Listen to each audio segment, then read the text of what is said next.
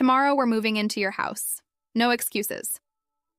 The words didn't come as a request.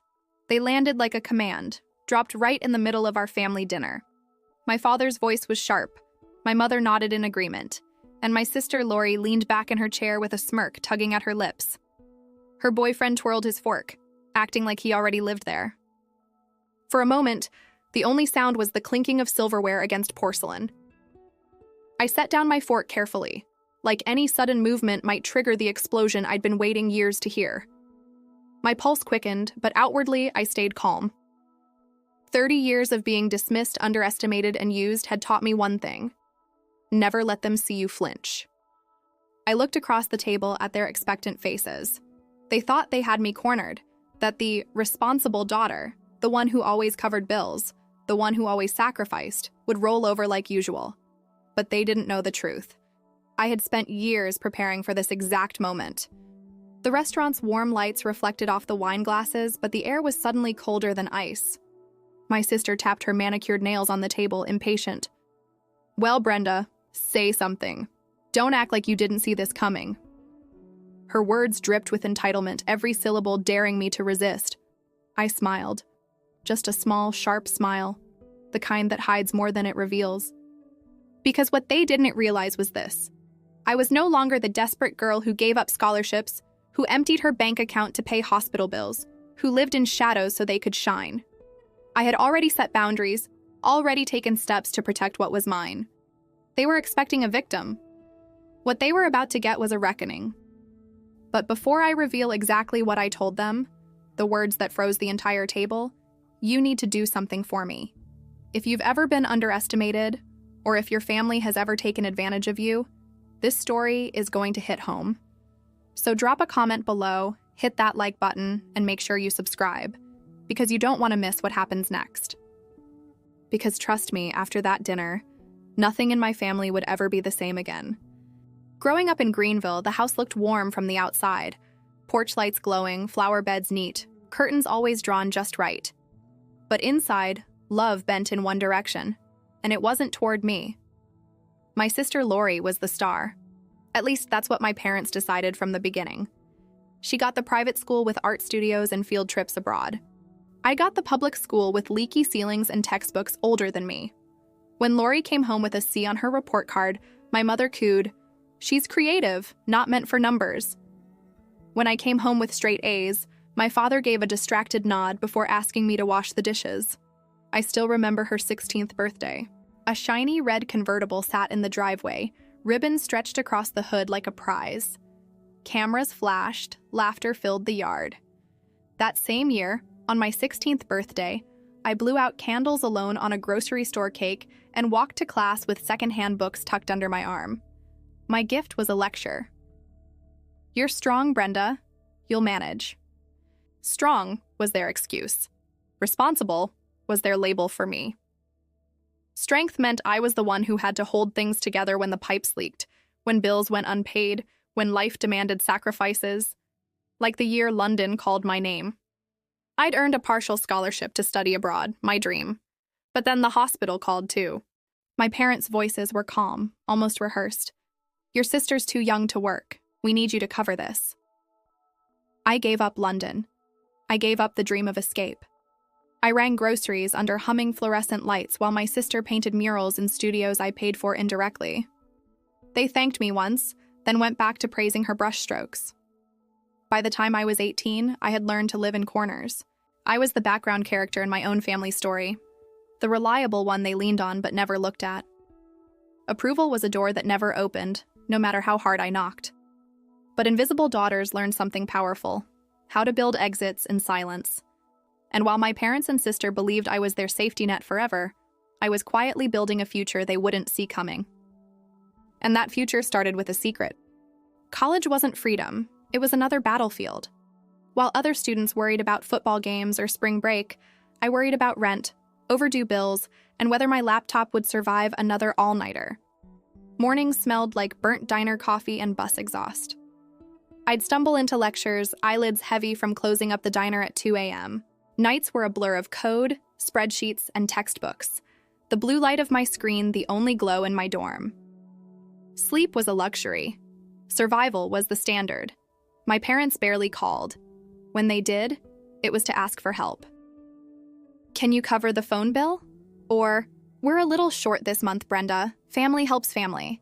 I always said yes, even when it meant skipping meals. And every time I said yes, I faded further into the background of my own life. Then I met Daniel. He wasn't polished or privileged. He was fixing laptops for gas money, bartering tutoring hours for textbooks. But he understood something most people didn't: the math of survival. The grind, the hunger, the way responsibility carved you into someone older than your age. We bonded over cheap tacos and shared earbuds, deadlines pounding like storm sirens in the background. He never called me stubborn the way my parents did. He called me relentless, and he meant it like a compliment. That word became a lifeline. Relentless. It carried me through nights when my body screamed to quit, but my mind refused. Healthcare tech hooked me during one rainy semester. A small Greenville hospital needed help with patient monitoring. Their systems were outdated, clunky, failing the very people they were supposed to protect. I thought, what if there's a better way? I interned at a scrappy startup working on exactly that. The office had secondhand chairs, flickering lights, and too much coffee, but the air buzzed with ridiculous ambition. I scraped together $2,000 from tips and side jobs and invested it. It felt like gambling bail money, but if it failed, at least I'd tried.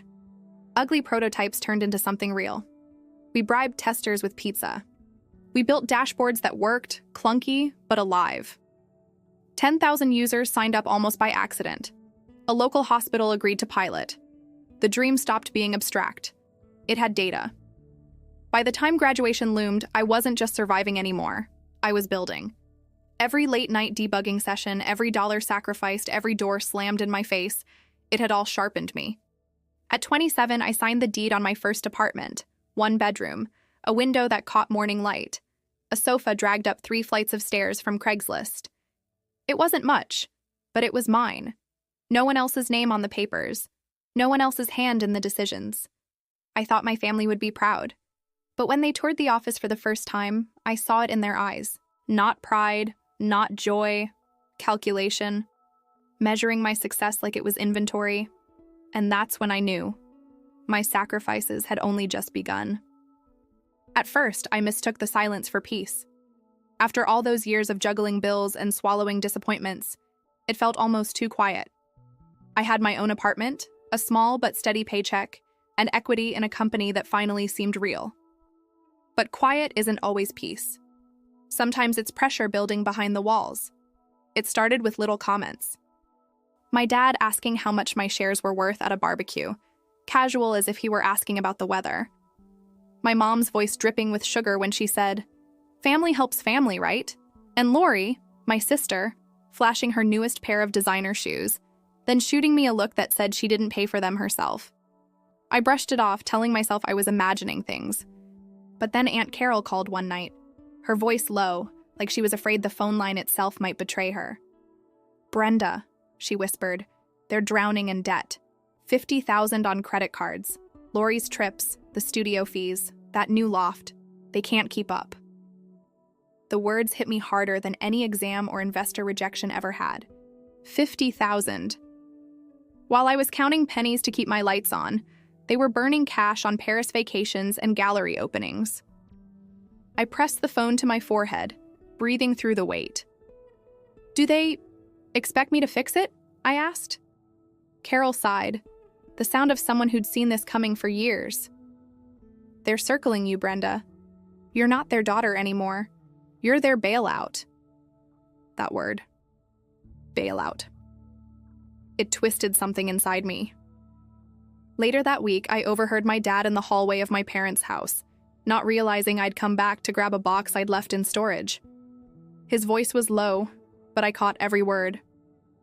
"Brenda's place is big. We'll move in, save rent. She can chip in more. It's only fair." Fair. That word tasted like rust. My pulse pounded in my ears, but my face stayed calm. I walked out before they could see me, but inside, something shifted. For years, I'd been the reliable one, the daughter who managed. Now, they weren't even pretending. To them, my independence wasn't mine. It was theirs, waiting to be claimed. That night, I sat at my desk, the glow of my laptop harsh against the dark.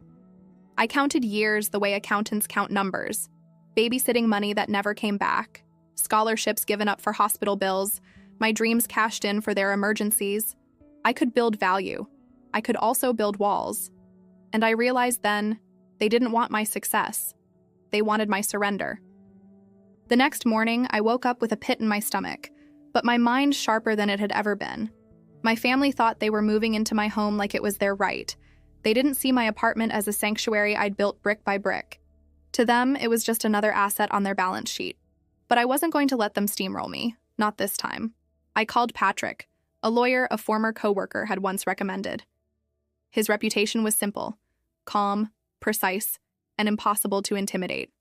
Exactly what I needed. We met at a small office downtown. He listened without interrupting as I spilled everything.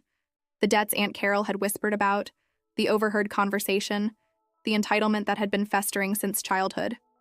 His expression never shifted. When I finished, he leaned back, lacing his fingers. "Brenda," he said evenly, "this isn't about family. This is about boundaries. If you don't set them now, they'll own your life." His words struck deep. For years, I had believed keeping the peace meant keeping silent. Now I saw it differently. Silence wasn't peace. It was surrender.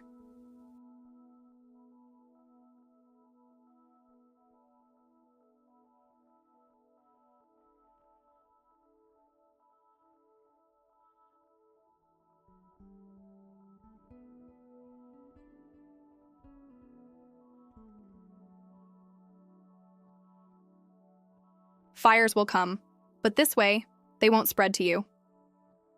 That night, I signed the first stack of documents. My hand didn't shake. For the first time, I felt control coursing through me, not just survival, but strategy. Daniel, steady as always, brought takeout and sat with me at the kitchen table while I worked through the paperwork. "You're not cruel for doing this," he said softly. "You're just refusing to be consumed." I nodded, tears threatening but not falling. Because deep down, I knew he was right. By the end of the week, the trust was set. My equity was protected. My apartment was legally sealed. My family could scream, threaten, or post whatever they wanted on social media. But the walls were finally mine. Still, I knew this wasn't the end. My parents weren't the type to back down when told no. They'd come at me harder, angrier, and more desperate than before. And as much as I hated to admit it, I almost wanted them to. Because for the first time in my life, I wasn't the helpless daughter in the corner. I was ready. It didn't take long. By Sunday afternoon, the storm broke. I was in my apartment, finally enjoying a rare quiet morning with coffee and sunlight, when the buzzer rang. My stomach sank. Through the intercom, my father's voice boomed, "Open up, Brenda. We need to talk." The kind of talk that always meant they'd decided something for me. When I cracked the door, they pushed their way inside without waiting. My mother clutched her purse like a weapon, her face already tight with disdain. Lori strutted in behind her, Brian trailing with a grin like he'd won a prize. My father wasted no time. "We're serious about moving in. You've got more space than you need. We're drowning in bills while you sit on money. It's time you do your part." I set down my coffee cup carefully, my heartbeat pounding.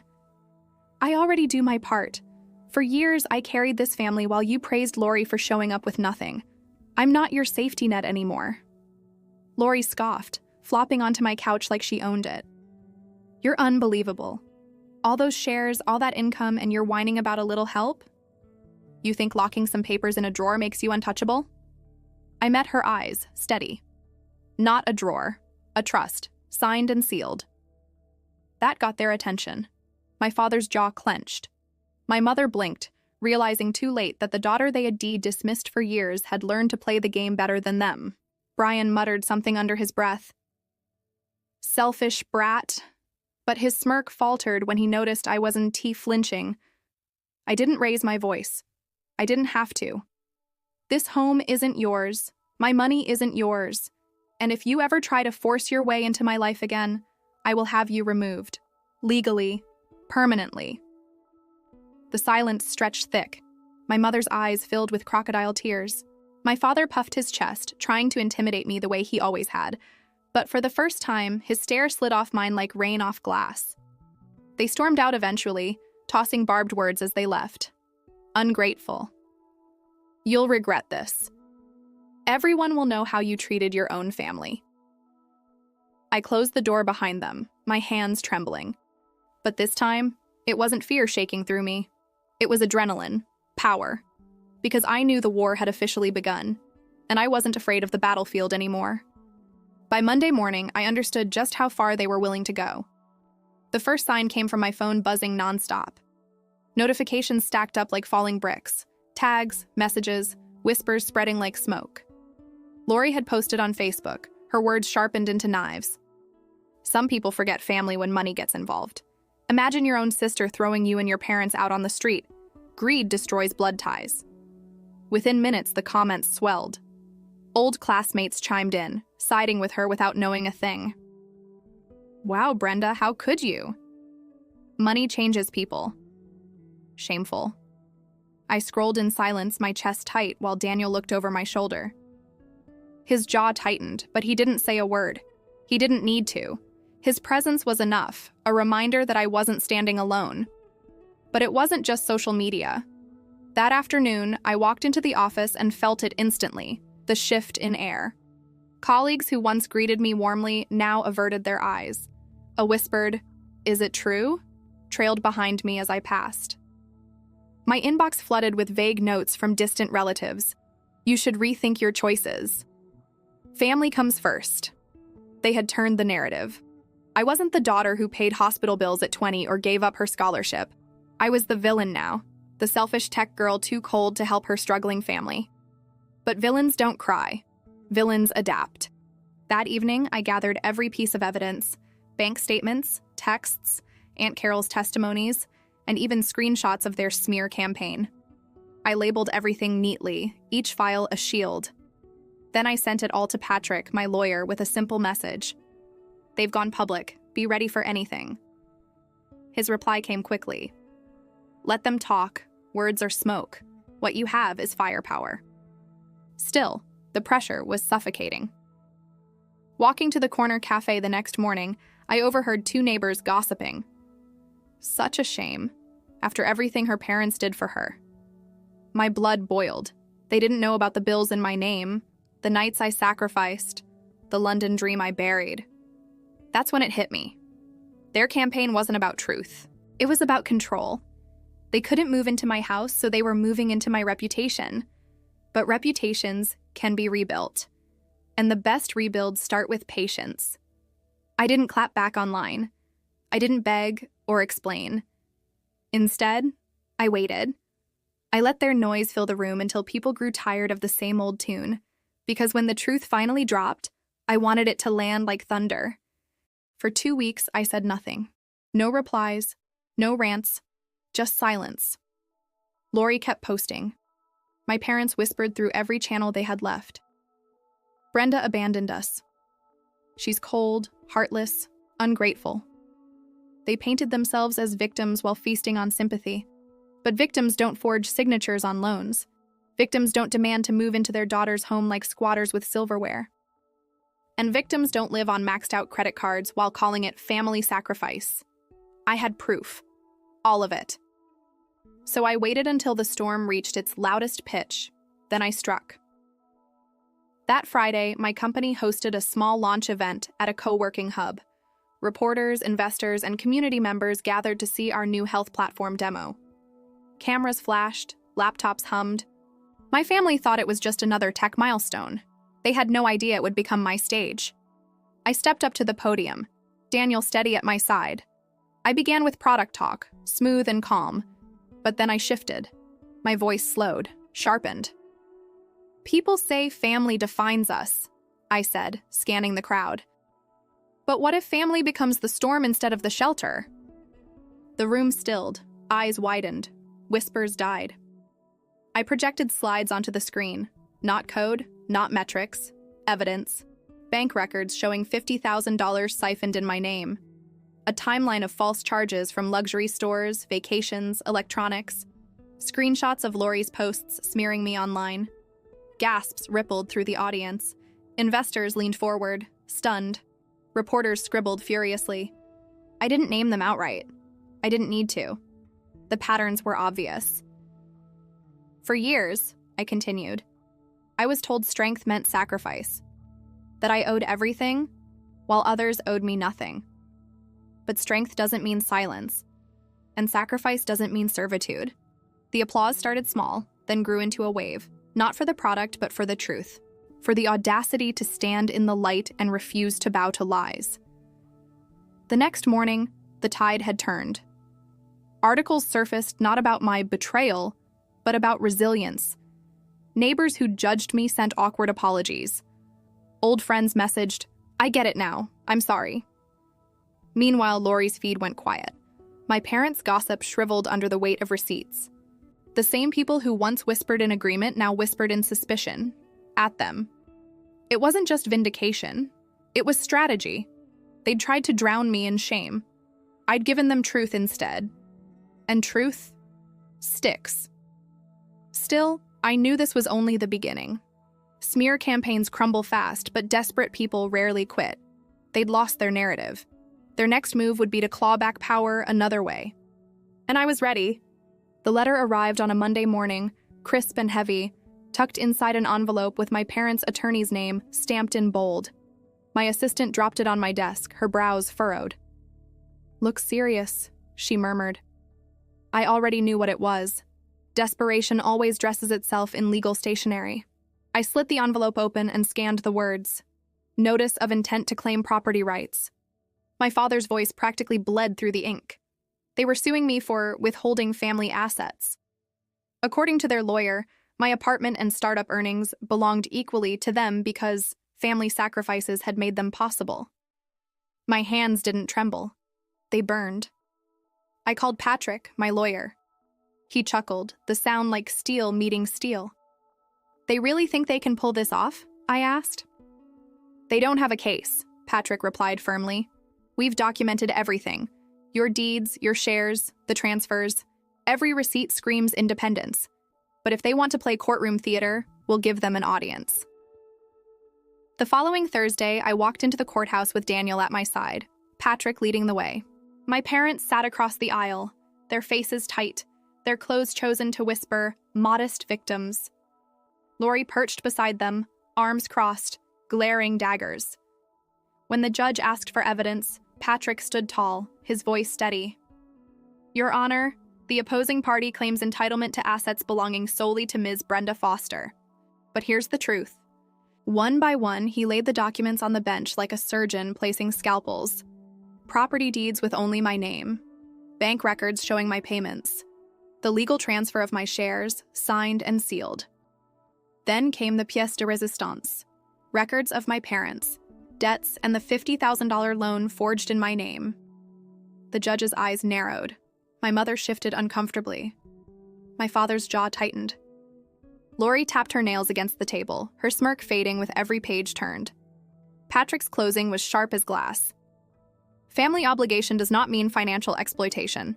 Brenda Foster is not their safety net. She is their victim. Silence hung heavy before the gavel cracked. Case dismissed. No claims, no rights. I exhaled, the weight lifting like a chain broken clean in two. My parents stormed out, whispers chasing them down the hallway. Lori lingered, eyes wet, muttering, "You'll regret this." But regret wasn't mine to carry anymore. That night, I sat on my apartment balcony, city lights buzzing below. The battle wasn't just won, it was broadcast. My family had gambled everything on intimidation, and lost. Still, part of me knew storms don't die in silence. They retreat, gather, and try again. But this time, I wasn't just defending. I was preparing for the endgame.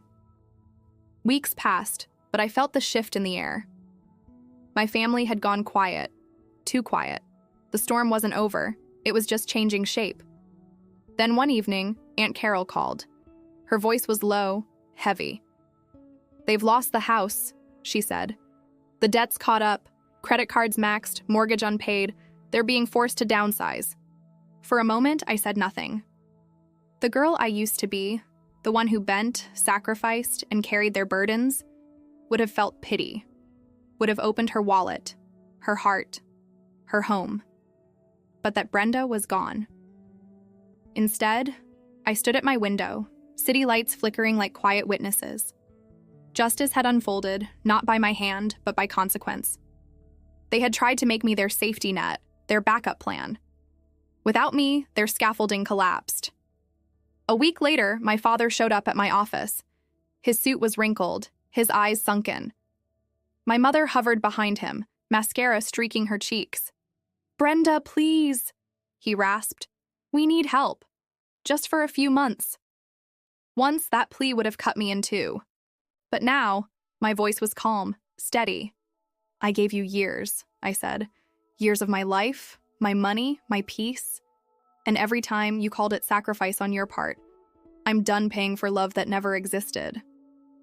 My mother whispered, "We're family." I met her gaze. "Then you should have treated me like it." The silence that followed was colder than winter. They left without another word. For the first time, I didn't chase them. Months later, on a crisp autumn afternoon, I stood in a park by the river, Daniel's hand in mine. Aunt Carol adjusted my veil as we exchanged vows. The family who had tried to chain me was absent, but I didn't feel their shadow. What I felt was light. Freedom. A life I had built without permission, without apology. Our wedding wasn't lavish, but it was real. And when I looked into Daniel's eyes, I knew I had finally broken free from the role they'd written for me. That night, back in our new apartment, I opened my grandmother's old letter, the one she had left for me, telling me to be fierce, to be free. I traced the words with my fingers, tears warming my cheeks. I had honored her wish. I wasn't their fallback anymore. I was my own beginning, and as I closed the letter, I knew this was the true inheritance. Not money, not approval, but the strength to choose myself. Strength isn't selfishness. Boundaries aren't cruelty. Sometimes the most powerful act of love is the one you give yourself. If this story struck a chord with you, don't forget to like, subscribe, and share it with someone who needs to hear this today. And tell me in the comments, what is the most satisfying story of justice or revenge you've ever seen?